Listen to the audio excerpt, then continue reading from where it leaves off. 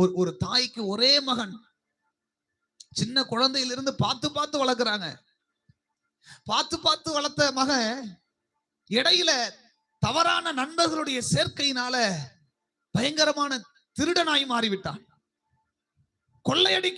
கொள்ளையடிக்கிறவனா மாறிட்டான். எத்தனையோ முறை தன்னுடைய தாய் சொல்லி அவன் என்ன பண்ணவே இல்லை, கேட்கவே இல்லை.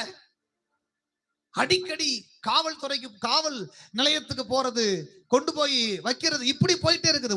ஒரு கட்டத்துக்கு மேல அவன் செய்யற அநியாயம் தாங்க முடியாததுனால அந்த காவல்துறையில ஒரு வழக்கு வந்துச்சு. என்ன வழக்கு தெரியுமா?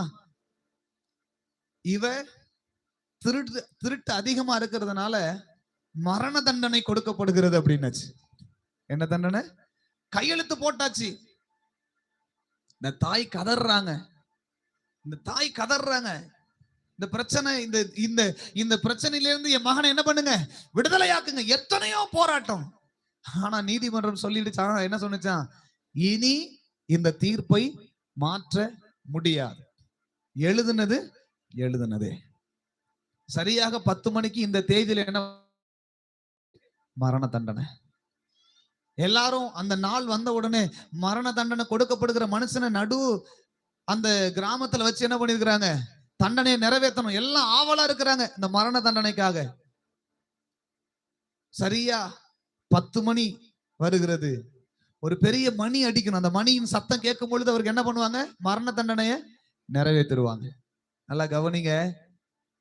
மணி 9:59. 10 மணிக்கு அங்க இருக்கிற வேலையாட்கள் எல்லாம் வேகமா அந்த கயிறை இழுக்கிறாங்க, அந்த மணி அடிக்கிறாங்க. ஆனா அந்த மணியிலிருந்து என்ன வரவே இல்லை, சத்தம் வரவே இல்லை. எல்லாருக்கும் பெரிய ஆச்சரியம். ஏன்? நேரம் போயிட்டே இருக்குது. அந்த நாட்டினுடைய சட்டத்தின்படி அந்த நேரம் தாண்டிடுச்சு அப்படின்னா மரண தண்டனை நிராகரிக்கப்பட்டது அப்படிங்கிறது. சரியா 10 மணிக்கு மேல ஆயிடுச்சு. இவரும் தண்டனையிலிருந்து விடுதலையாக்கப்பட்டார். ஒரு அல்லேலூயா சொல்லுங்க பார்க்கலாம். இந்த சத்தம் வராம இருந்ததுக்கு காரணம் என்ன? ஒரு மணி அடிச்சா சவுண்ட் என்ன பண்ணணும், வரணுமா வரக்கூடாதா? வரணுமே. இங்க இருக்கிற வேலையாட்கள் மேல போய் பாக்குறாங்களாம்.